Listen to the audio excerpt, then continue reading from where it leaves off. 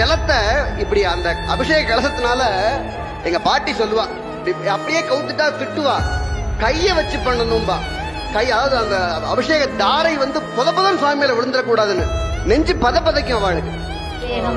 டிவியில பார்த்துட்டு சொல்றா பாட்டி. அப்படி அந்த அந்த கிரியை பண்ணும் போது தன்னை தாயாக பாவித்துக் கொள்ள வேண்டும். அடுத்து பாருங்க, அலங்காரம். உங்களுக்கு தெரியாது, இல்ல பெண்களுக்கு தான் நல்லா தெரியும். குழந்தைய அலங்காரம் பண்ணும் போது குளிப்பாட்டி விட்டுட்டு நல்லா ட்ரெஸ் பண்ணி விட்டுட்டு ஒரு திருஷ்டி போட்டு திரை போட்டுக்கு. உங்களுக்கு தெரியுது, அதெல்லாம் நீங்க பாக்குறதுக்கு வாய்ப்பு இல்ல.